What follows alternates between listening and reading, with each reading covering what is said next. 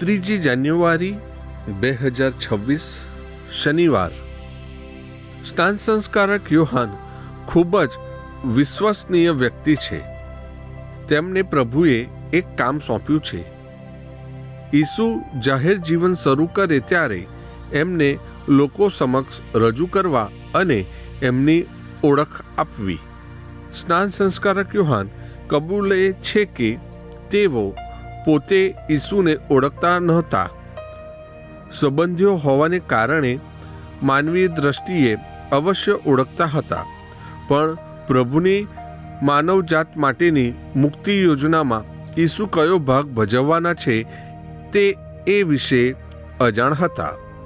પવિત્ર આત્મા કોઈકના ઉપર ઉતરી આવશે એટલી નિશાની પ્રભુએ તેમને આપી છે.